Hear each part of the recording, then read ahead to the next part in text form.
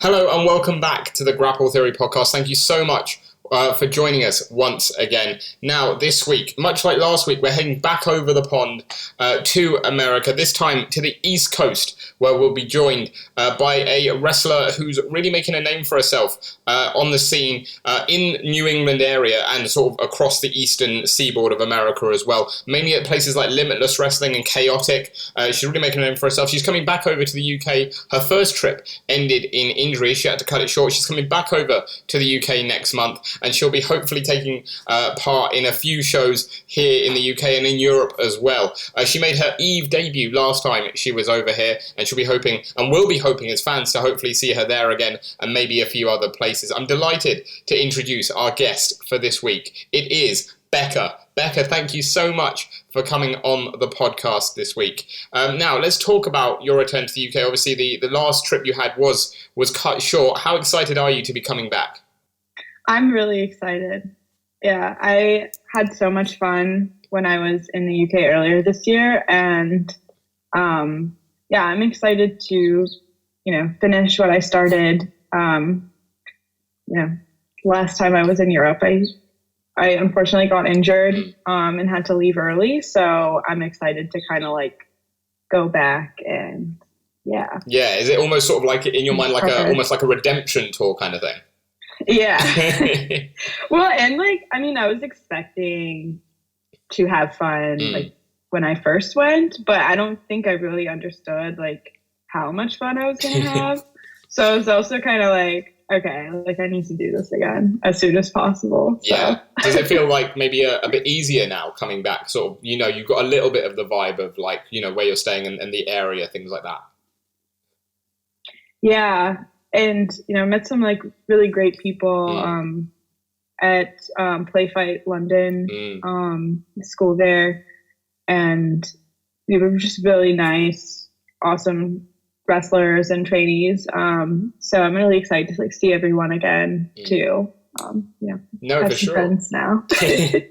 Absolutely. And we're excited to have you back. I mean, in terms of, I guess, to start off with, places you'll be wrestling, I appreciate that some places haven't announced matches or cards yet, things like that. So don't want to give away any spoilers, obviously. And this will come out, from the time we're recording it, this comes out in a couple of weeks. So that week, I think, before you come over. I don't know if anything obviously will have been announced then, but give us an idea of how many shows at the minute are you doing and how long are you here for, things like that. Yeah, so, unfortunately nowhere has announced me yet, and I don't really know when they're going to, but I promise I am booked. There are places, it's fine, yeah. Yeah. I'm currently working a few weekends, not in the UK, in Europe, and then another weekend I'll be in Spain. So yeah, that's 3 weekends. So I'll be gone. Sorry, I'm doing this, doing it all in my head. I will be in London July 1st. And then I'll be back for that following weekend, or the full week really, but for the weekend for bookings. And I'm currently available that weekend. But then after that, and then I am working in the UK again later in the month of July, and then I'm back in the US in early August. Awesome. Not super long, just a few weeks. But I will be around in London. Yeah. So. Awesome. Brilliant. Well, anyone who's watching this who hasn't booked Becca yet, book Becca, because what are you doing? Why have you not yet? What's happening? That's awesome. That's really cool to hear. And obviously London-based, like you said. Were you London-based last time you came over? Yes, I was. I wasn't here as long before, just a few weeks. So I'm here a little longer. So what did you think of the city? I loved it. It's so cool. Yeah, I was very taken by it.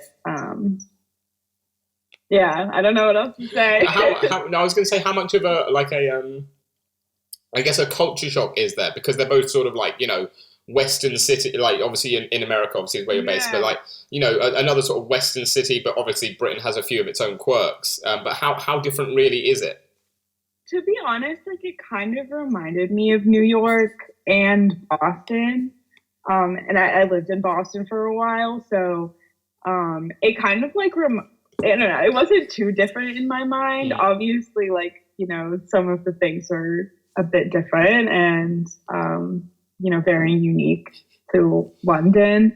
But yeah, it wasn't like too unfamiliar. Mm. The first time I actually like traveled abroad, I went to South Korea, Mm. and that was just like a complete culture shock Yeah, for me. very Like different. at that point, I don't even know if I had been like to the West Coast of like the United States. Like, so I was like, it was so different. So I think for me, like nothing is gonna beat that culture shock because that was like the most different. Yeah. That was like I was just thrown straight into it. And loved South Korea, like beautiful place, really, really fun place. But like, yeah, it was, to me, like nothing can compare. So I would say like, I didn't really experience culture shock. Maybe like a bit of the time difference, messed with me a little bit, but that's kind of it. Yeah, that makes sense. That messes with everyone, doesn't it? Like things like jet lag and stuff. Oh, it's awful. It's awful. Yeah.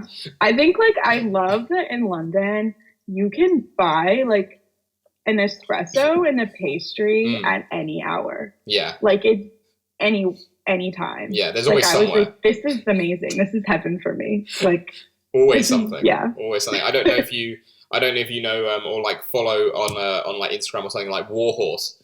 But when he came over here, got a mega craving for kebabs. I don't know if that's something you have tried or you want to try or. Yeah, I've had them before. Yeah. Yeah, very that's good. like quintessential, like midnight in like London or like anywhere in the UK. Like that's perfect. Yeah. Awesome. Well, again, talking about you mentioned your injury before, which is why your last tour got cut short. Obviously, it's been like a couple of months now, but like, is everything all right with your shoulder now? Is everything like rehabbed okay, and you're sort of like 100%? Yeah. I'm not wearing any kind of anything. I really wanted to make sure when I came back that I was like 100%.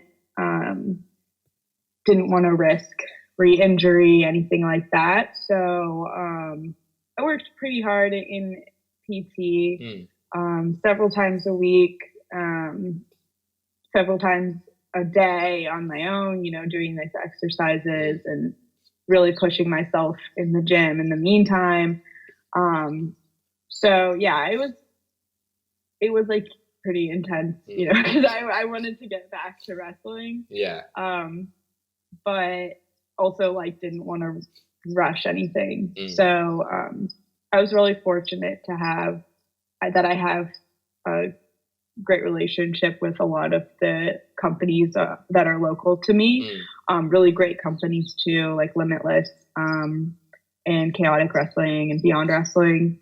And they were super willing to work with me about like, a tentative return date. And fortunately, like everything went well and I was able to return as expected.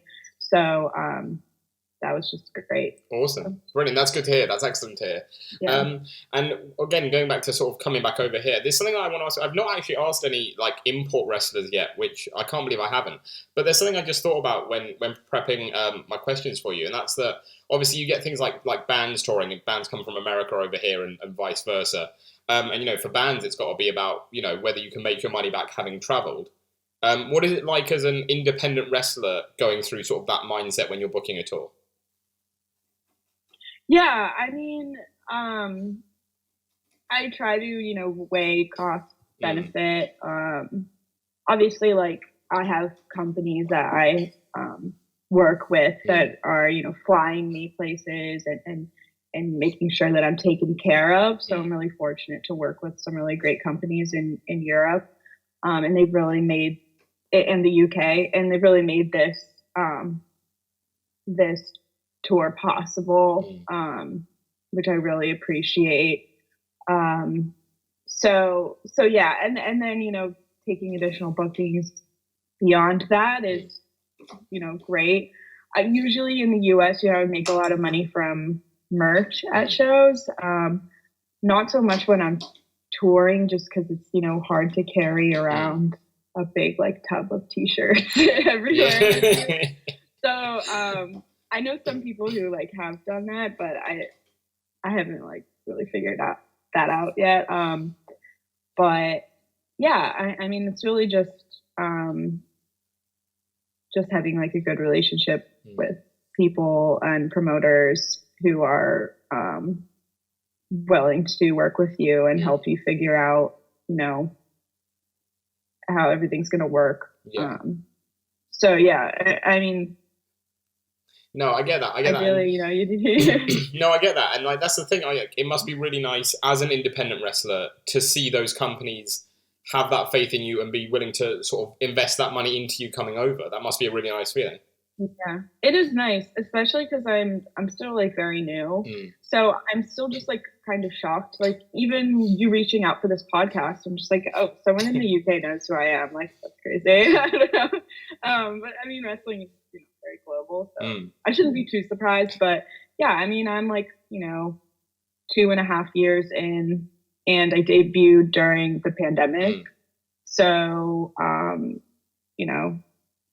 Still just shocking to me sometimes that like people even know who I am, you know, and you know, yeah, no, they do, yeah, Germany and France and all these places. I'm just like, what? That's crazy, but really cool, and it's very motivating.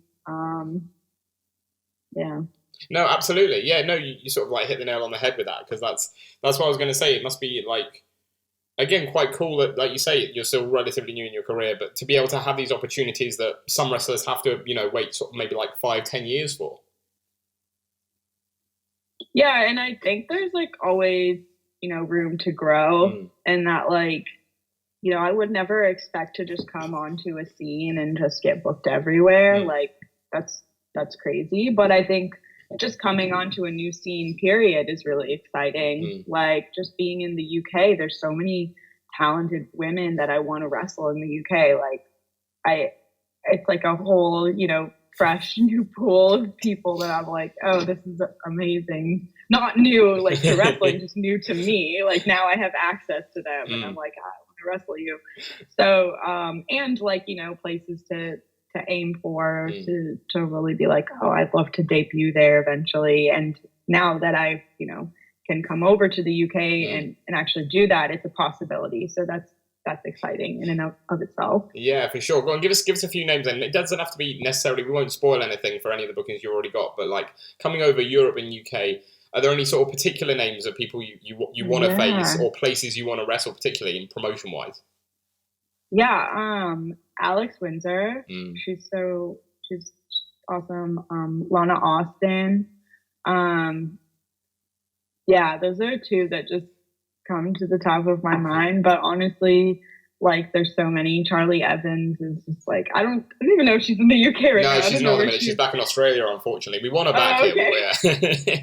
But you know, if she's ever, you know, back there at the same time, loved it. She's so awesome. Yeah, she's we so had her on the show recently. She said she wants to like go back to the UK and get back out to America as well. So wherever she is, like we've got to have that match sometime, don't we? Yeah, for sure.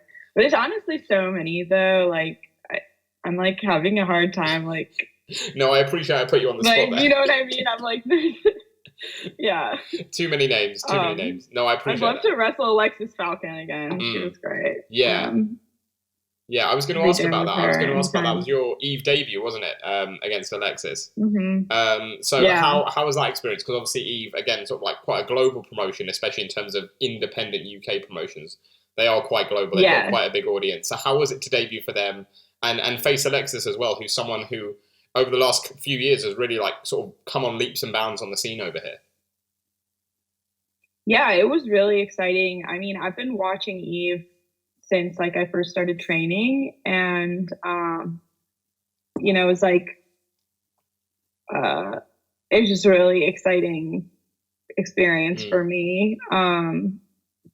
I love women's wrestling, and I think, Eve has been such a huge staple of women's wrestling worldwide, and has such a heavy influence that it was honestly a dream come true for me. So it was really exciting. Also, like, the locker room is just so talented and welcoming too. I couldn't have asked for a nicer debut. And yeah, Alexis is just so talented and awesome to work with. So they're all great. Like, everyone interacted with at Eve was just fantastic. So brilliant. That's great to hear. That's great to hear you had a good experience. And I was going to ask, you mentioned sort of like the locker room, but again, I know you weren't over here for the longest time, but in terms of things like that are important to a wrestler, like the travel and the fans and the locker room, are there any sort of like big differences between the UK and the US? I imagine travel probably is a big one, but are there any other sort of like big differences between like fans and the way they interact with you, things like that? So, I mean, I haven't wrestled, only wrestled at Eve. So I feel like I can't say like too much. I will say that the football chant really like threw me off. It's like, I was like, oh, they're chanting and it sounds like they all know the same chant. So that's fine, but I don't know what it is. And then afterwards, like, I asked someone and they were like, oh, it's like the football chant. I was like, oh, okay. Yeah. But it was like funny. That's the thing is, like, I don't know, actually July, there won't be any football on in July, but like, if you were to come over to a game, you'd understand, like, you'd hear all the same, not the same words obviously because it's about wrestlers, but you'd hear all the same like theme chants like going on there. You'd be like, okay. Yeah. But like, that's quite, I do like over here how like that sort of those cultures mix, like where you get those like football chants coming in. I mean, what is it like in America then, in terms of, I guess, the chanting and stuff? Like, is it a lot more different? No, I mean, I would say, just, I don't know, like, what, like, typical, like, wrestling chant. I feel like it's a lot of the same kind of, like, wrestling chants from the crowd. You get, like, they're like, this is awesome, or whatever, holy shit, that kind of thing. Yeah, I don't know, like. No, that's fair enough. Yeah, we mix it up a bit over here with the football chants. Yeah, they're a bit more original. Yeah. Yeah, unique. Awesome. Well, again, getting on to other things, it'd be a shame to have you here and not talk about music, because I know that's something that, again, is very close to your heart. I mean, I guess the first question off the bat is, how do you find time for it all? Like, how do you manage that? Yeah, that's a great question, and that is something I struggle with every day of my life. How to manage my time, because it is very hard. I kind of like go into manic episodes where I just like become obsessed with like making something, memorizing something. I do work with a team for some of my music. So I work with a good friend of mine who does a lot of the music writing, and then another friend who does like the production and mixing. So I'm like really fortunate to have those contacts. I do also, dabble in my own, music production. I wouldn't say it's quite as crisp as, what my friends do, because they went to school for music production and all that.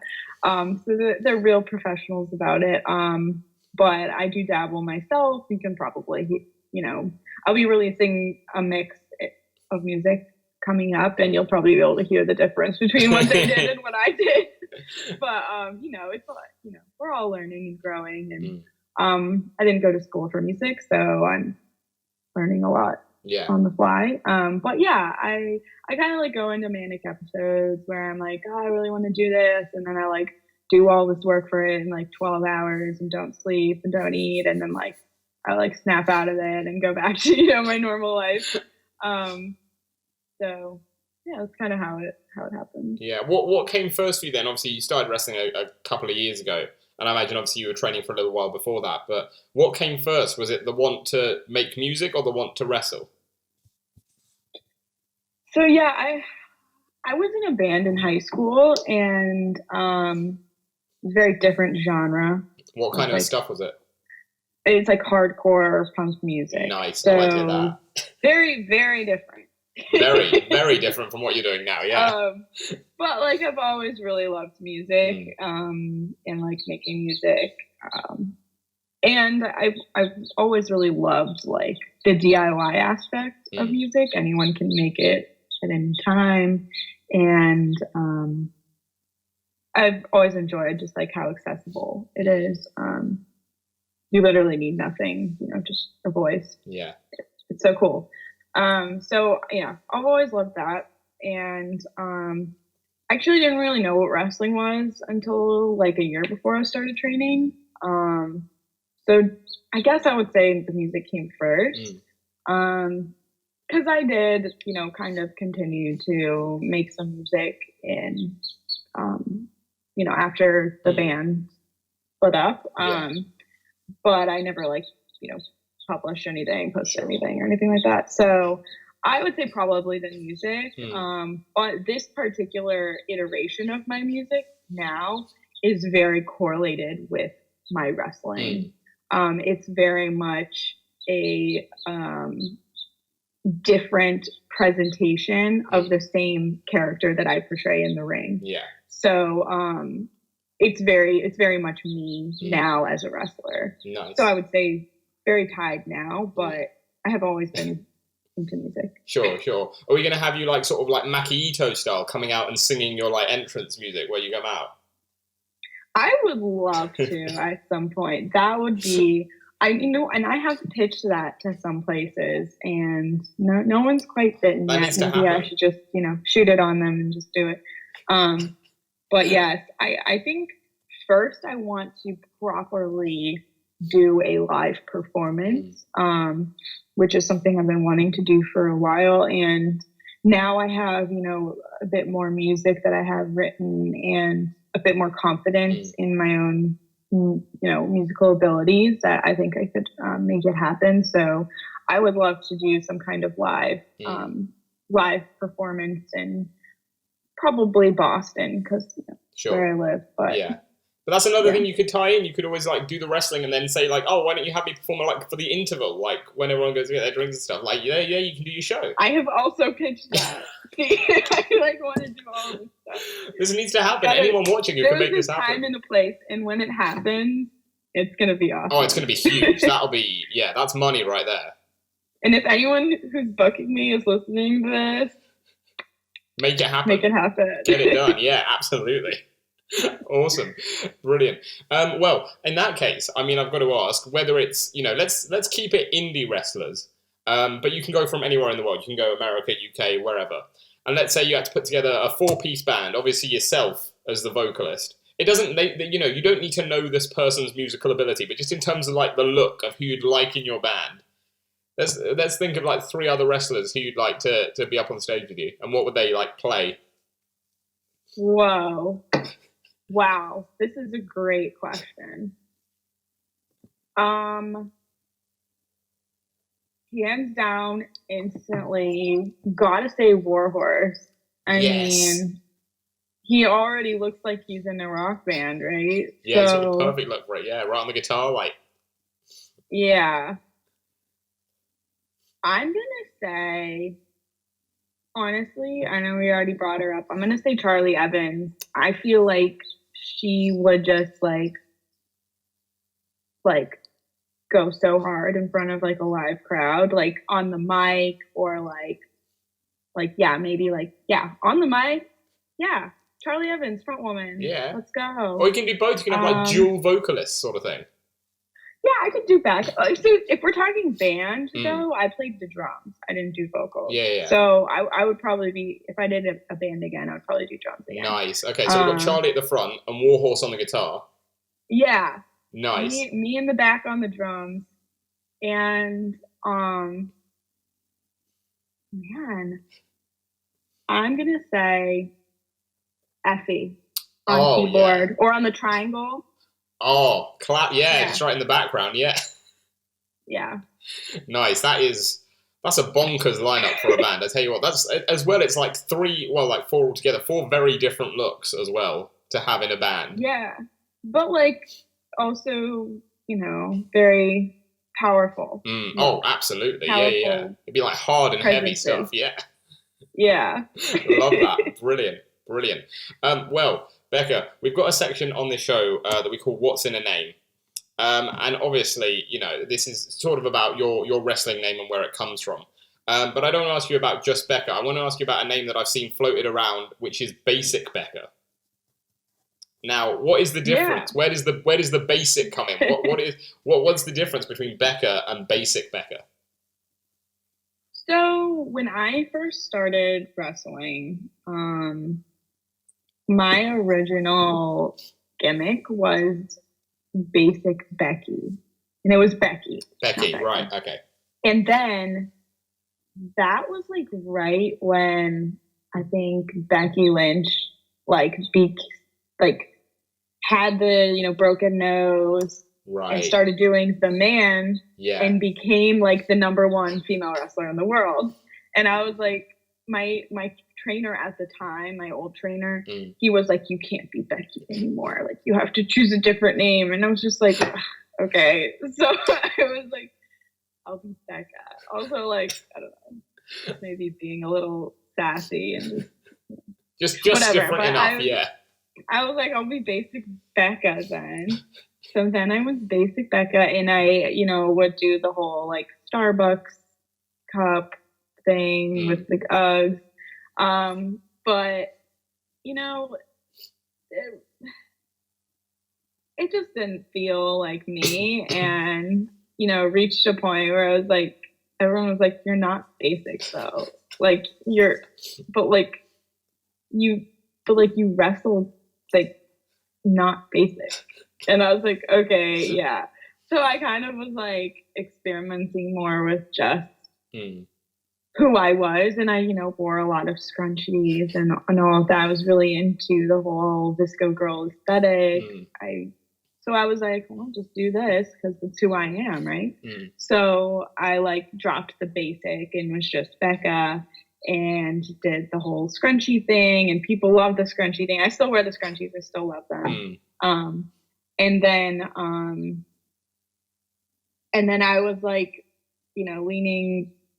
Yeah, just as I evolved as a person, also, I was just like, I'm gonna make a song. Like, it'd be sick if I made a song. So like, made a song, dropped it, like, I just like love my first song. It's ridiculous. I love it. And I was like, oh, this is so fun. I have to do more of this. And then I would kind of realize like, oh, I think this is just who I am now.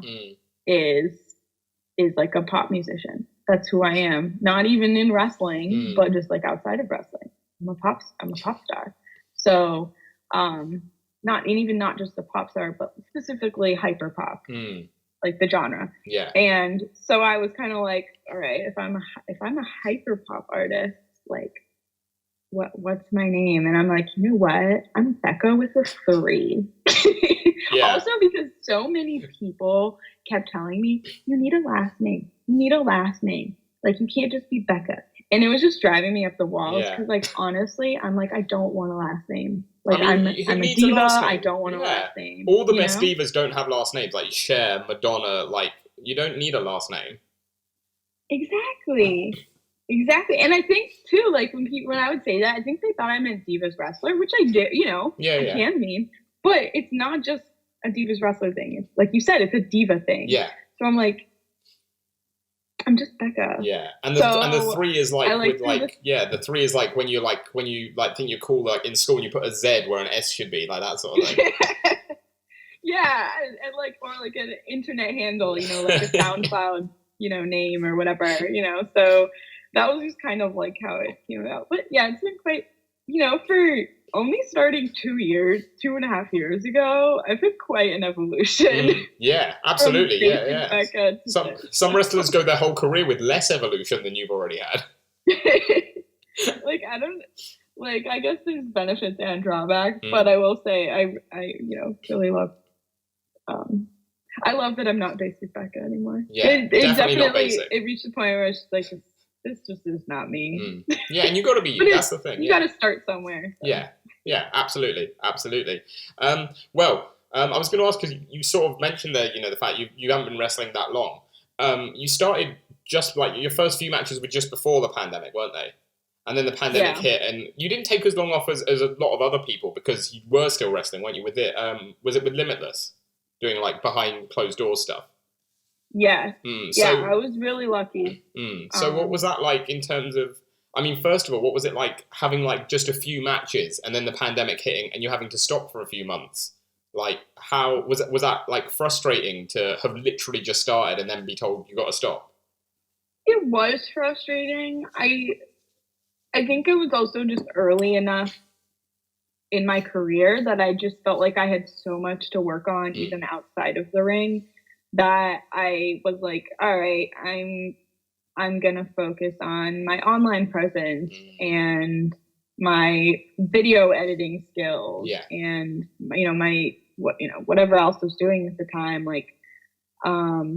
So I feel like I still had a lot to work on. And so it's kind of what got me through it, was just focusing on that. And, having the time to really focus on my physical health as well. I think ultimately benefited me. Yeah. Blessing in disguise almost. Yeah. And it's silver linings, because lockdown was horrible for everyone. And it sucked for everyone. But yeah, I would say I tried to make the best of it. And I was also just really lucky that I had, the relationship with Limitless, that I was, getting invited to those tapings. Yeah. And able to wrestle in, a safe environment during that time. So, yeah, I felt really lucky. Yeah. I was gonna say, because we've spoken to a few wrestlers who wrestled over here with Progress Wrestling, and they did their like behind closed doors tapings as well over here, and they said it's obviously clearly a bizarre thing to wrestle without fans. But again, like for yourself as someone who's a lot newer to it, is that maybe a little more difficult? Because I guess as a new wrestler, you're sort of working on your crowd work first, because you need the fans to sort of know who you are and you need to get over with them. So is that tough, sort of like working out who to be in the ring when there's no fans to sort of back up or negate like those ideas you're having? Yeah, I mean, I think there's two ways to look at it. Like, one way to look at it is that I missed out on a year of wrestling in front of crowds, and I didn't really get to learn how to do that really until this time last year. I think June of last year was my first time wrestling in front of the Limitless crowd, I think, maybe, or yeah. I don't know. I'm getting confused. But yeah. So yeah, you could say that I didn't get that experience. On the flip side, you could also say that I had a year of building my confidence in my in-ring abilities, so that when I stepped in front of a crowd for the first time, I already knew much more of who I was, just as a wrestler, and more confidence in what I could do in the ring, that I could focus more on the crowd. So I think, benefits and drawbacks, I feel like the closed set tapings gave me an opportunity to kind of make a lot of my my in-ring skills really make them more crisp, absolutely. Really work on them, because when there's no crowd, what else are you gonna do when you're watching back your matches? You're gonna nitpick every movement that you do, everything that you do. So yeah, I mean, I feel like it gave me a good opportunity to do that, so that when I did come in front of crowds, I was able to focus on that more. But yeah, I don't know. Yeah, no, that's a really good way to look at it. I really like that. I really like the way you spun it there, because that is a really cool way to look at it from a tough point of view of like not having fans there, but to put that positive spin on it is really cool. And you mentioned Limitless a few times throughout this chat. Just talk to me about them, because again, like you say, they've been huge backers of you, and almost like we were talking about with the European companies, like that must be really nice to have this company that is putting that faith in you and backing you, and did from a very early stage in your career. Yeah, I feel so fortunate because Limitless really, yeah, they really invested in me. When I had only wrestled 4 or 5 matches, they put me on the dojo tapings that then turned into the Limitless The Road series. And without that, like, I don't know if I would be who I am today as a wrestler. Like, really, really gave me a platform there, and continued to give me opportunities and push me, honestly. So I'm so grateful to have Limitless. It's really like a home to me. People think I'm from Maine, which is where Limitless is based. And I'm actually from Massachusetts, but I just think it's funny because I'm like, I don't know, to be like so associated with Limitless that like people think I'm from there is like, that's cool to me. So I love it. And I don't know, I think like Limitless is a really special crowd too. The fans are very unique, and the atmosphere there is very special. So and I kind of knew that, like, I was really nervous to wrestle in front of the crowd for the first time because, I had done all of these tapings. I had done these closed taping, like, not pay-per-views, but like shows or whatever. And, gotten, feedback from that. But it's different than being in front of a crowd. And because the crowd is, not all of them are on the internet, it was like, oh, they're not going to like me, and they're not going to know who I am, whatever. So I was super nervous, but as soon as I stepped in front of the crowd, I was just like, oh yeah, like I'm home. This is it. Like, I love this place. And I have that feeling every time I step in front of the Limitless crowd. And I think it really pushes me to be my best. Absolutely. No, amazing. Well, it's been a pleasure having you on. We've got one final feature here, which is, this is a shoot. This is called Anatomy of a Pro Wrestler, and this is about you. This isn't about Becca the wrestler. So this is about you, and I'm just gonna put sort of a few general, like, almost, I guess, lifestyle questions by you, and you let me know what comes to mind. Okay. Awesome. Okay, it's nothing too hard. It's nothing too difficult. I promise. Don't worry about it. I saw that look where you were like, okay, this is gonna be, but no, it's fine. It's nothing. It's nothing too strenuous. So the first one is my favorite pre-show meal. Sugar-free Red Bull and strawberries. Nice. Okay, yeah, get the sugar up. Yeah. We get energy drink as a popular choice for that question. Yeah, got to. Yeah. It's like a wrestler thing. And no. Yeah. I get that. Well, on the flip side, the next one is my favorite post-pinfall pig out.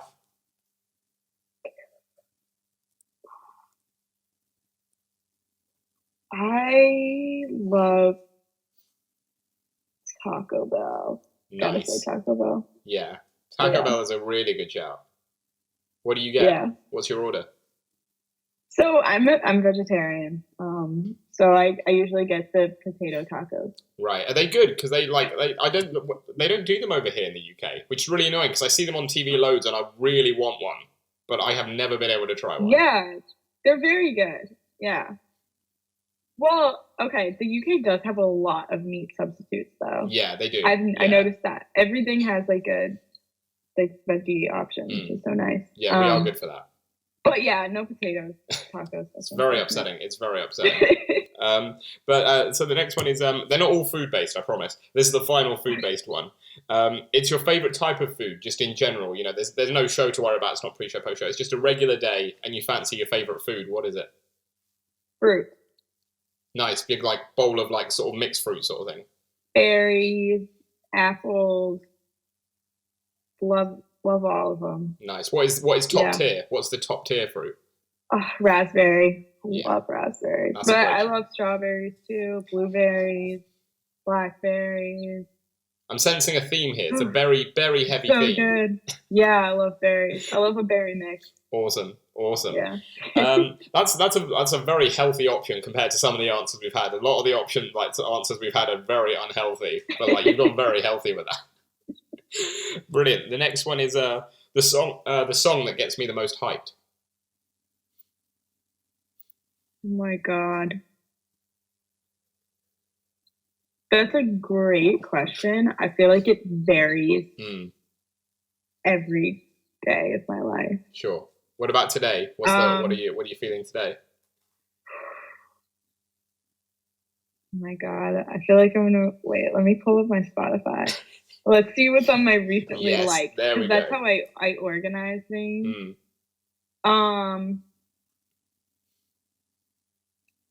Let's see. Right at the top, Young Gravy, Young Gravity. I don't know that. You know Young Gravy. Young Gravy is very different. He's a rapper. Okay, all right, fair enough. That makes sense. I've not heard that at all before. I was like, what? I was like, I guess it's my hype up song. That's probably what I'm gonna listen to when I'm running later. Nice. And like, whenever this is over. There you go then. There you go. Well, the next one is this one's quite interesting for me based on what you said about your high school band compared to your music now. In terms of your music taste, because it's my favorite band of all time. It doesn't have to be a band; it can be like a solo artist. But favorite music act of all time. Of all time. Sheesh, that's hard. I'm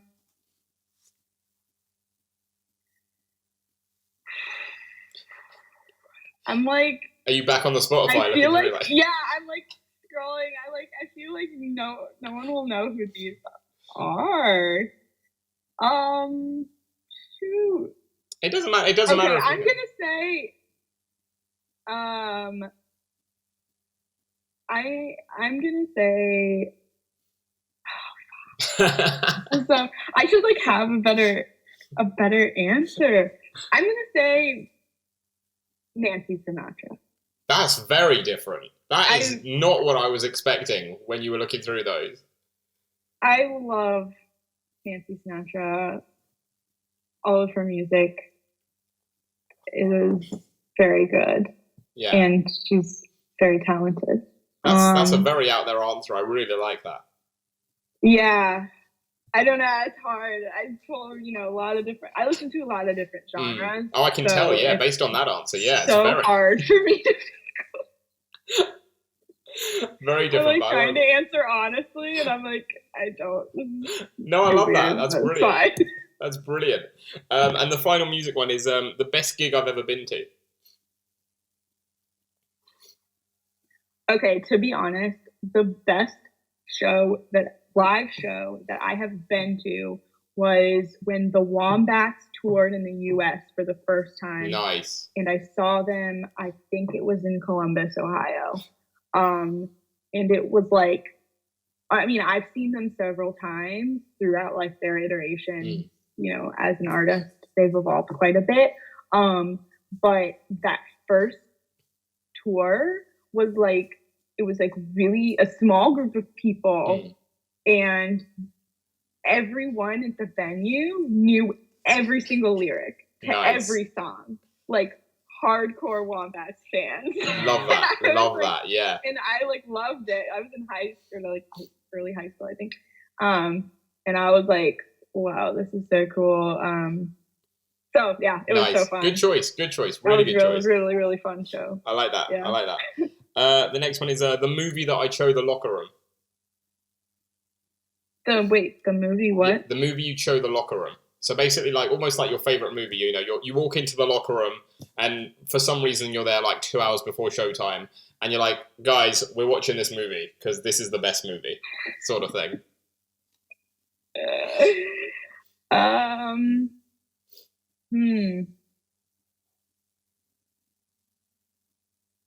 The third Star Wars movie. Ah, see, what third are we talking? Third, like originals, or third in order? The originals. The original Return of the Jedi. Yeah, I think that one. Yeah. I don't know. I've seen them all, but where, spoiler alert, where Vader kills Palpatine, like by throwing him down the tube. Yeah. I like that. I'm a big Star Wars nerd. I'm like a huge Star Wars nerd myself. So like, really, yeah. Whenever anyone says what do you think of Rogue One? Rogue One's my favorite Star Wars movie. Me too. Rogue One's the best Star Wars movie. But I feel like I wouldn't show it to the locker room. No. Rogue One's the best Star Wars movie because they make you care about it even though you know exactly what's going to happen because you know everyone dies because you know they're not in A New Hope. Yeah. And yet it's still so cool. And I feel like it's very artistic. Like a lot of the scenes are very like visually jarring in a way that I feel like the other movies are more about like, the plot or the characters, whatever. No, I still think I loved it. I know some people have mixed reactions to it though. So some people are like, it's not a Star Wars movie. No, it is. So, it absolutely is. It's a great Star Wars movie. Like, and that Vader scene in the hallway at the end, like that's the best scene in any Star Wars film. That is an incredible scene. So good. I literally talk about that scene all the time. Well, that's the thing is like in the originals, like Vader's like sort of scary, but like that scene in Rogue One is where you see him as like terrifying. Yeah, no, that scene like made me love Darth Vader, and not like like love like he's like a cool nice guy, but like he's like a terrifying villain. Yeah. And it's awesome. Yeah, I love this. We could have just done this whole podcast on Star Wars. I'm gutted that we haven't now. We could just have a whole hour of chatting Star Wars. And the next one is my favorite way to relax. I'm gonna say like laying by with some water, like running water, like a creek or an ocean, just. Nice. With like a cold like lemonade or glass of water or seltzer water or something like that. Yeah, really chill out. I like that. Really relax. Yeah.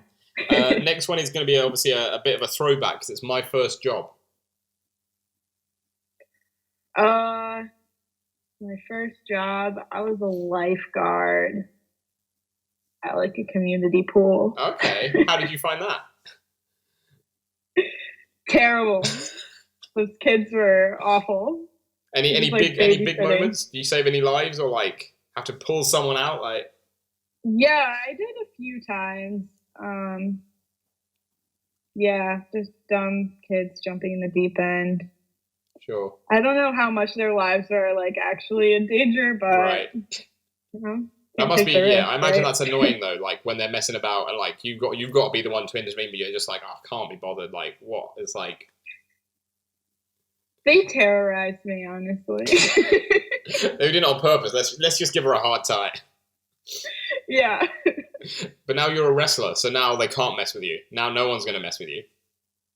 Yeah. Except when, I get flashbacks when little kids yell at me at shows. No, I'm just kidding. No. Brilliant. The next one gets a little deep because it's my greatest fear.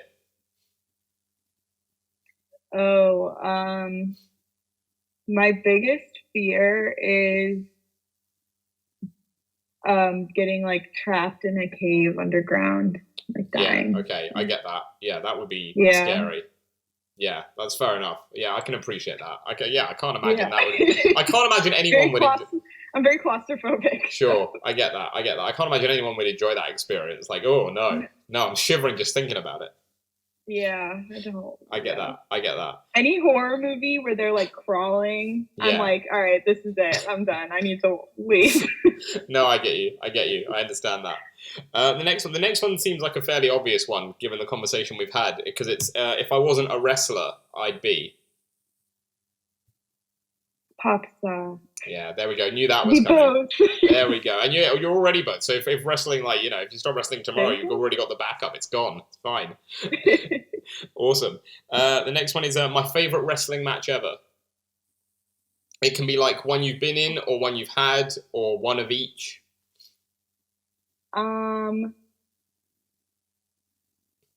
Ooh, that's so good. I think my favorite match was my match with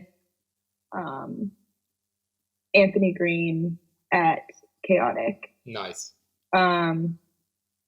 Because the first time that I wrestled Anthony Green was like maybe my 6th match. And it was before he got signed.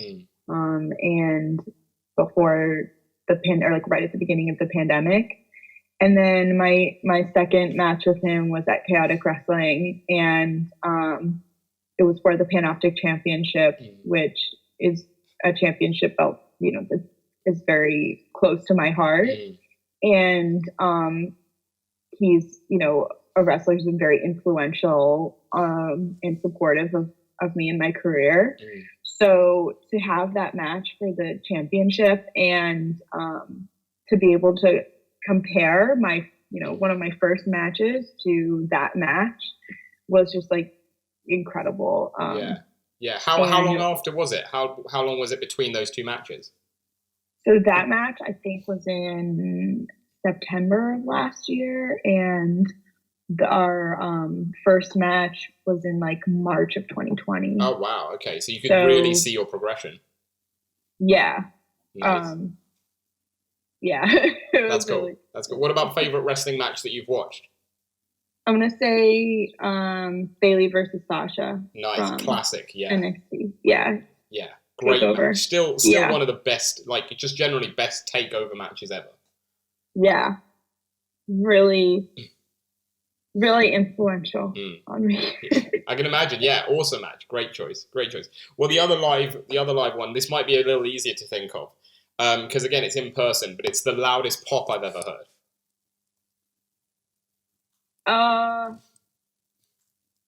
Okay, 2 come to mind. One was at Limitless when Anthony Green made his return after being signed. Insane reaction. The other was when Matt Cardona won the GCW title. Yeah. I was there in person, so I did see that one. That was crazy. That was mental. Yeah. Yeah. And people, that was like the opposite. People were so pissed. Yeah. Yeah. I love that. I love, like, that's the thing is, like, everyone says like a positive pop, but like a negative pop is also just incredible, like the Cardona one where like everyone's so angry. Yeah, I pretty much went just to see that. That's awesome. I love that. The next one is final 2 because it's they're travel based. The first one is my favorite place in the world. Man, my favorite place in the world.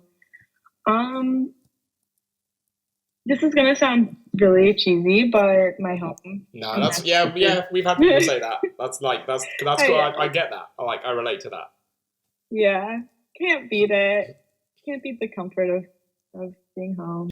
Brilliant. And the final one then is on the opposite end of the spectrum is my dream holiday destination. Oh, I really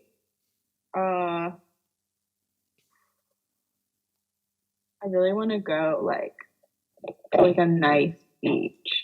I don't know where yet, but like somewhere where the water's like super blue. So if anyone knows of any good spots, let me know. I'm trying to think if there's anywhere in the UK that's like that. Most of the water around the UK isn't super blue. It's like blue enough. I'm from Brighton, which is like just like an hour south of London. But the beach there is all pebbles, so I don't know if that's what you're looking for. No, but this does sound nice too. It is like if you get the time, like then you have a day off. Like it's only an hour on the train, but I'd recommend going down to Brighton. It's really pretty. It's really nice. Yeah, no, I definitely will. But yeah, I'm trying to think of anywhere else in the Nice. UK that's like that, but none spring to mind immediately. I'll let you know if I think of any. I'll let you know. Appreciate it. Brilliant. Well, Becca, thank you so much for coming on the podcast. It's been an absolute pleasure chatting to you. I hope you've enjoyed it. Thank you so much. Yeah, this is really fun. You Brilliant. asked really great questions. So. Thanks. Well, try to mix it up a bit, make it a bit different. Yeah. Brilliant. Well, I'm glad you enjoyed it. We always end each show by giving our guest a little final bit of promo time. So, if anyone watching in the UK, when you're coming over in July, is watching this and wants to book you or wants to come and see you wrestle, or if anyone in the US is watching and wants to come and see you wrestle as well, who hasn't already, or they want to check out your music, it's quite apt because I think literally like just before this podcast, I saw you put out a tweet that's like, gonna steal the summer. So, broadening it beyond summer, why is Becca going to steal the rest of 2022? Yeah, I have new music dropping soon this summer. I have several new tracks coming out.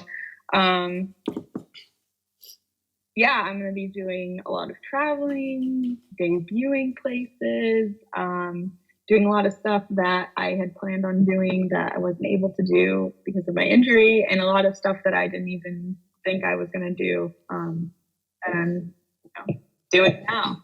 So yeah, you can follow me on Twitter, Instagram, Becca Forever. That's Becca with the 3, so B3CCA, the number 4, and then ever. And you can also find me on like Spotify and Apple Music. It's Becca with the 3, and follow me so that you'll, get all the updates about when I release new music, because it's coming out soon. Really excited.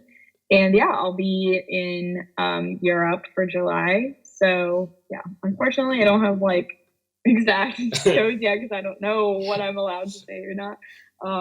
But I'll be around. So follow me, keep an eye out.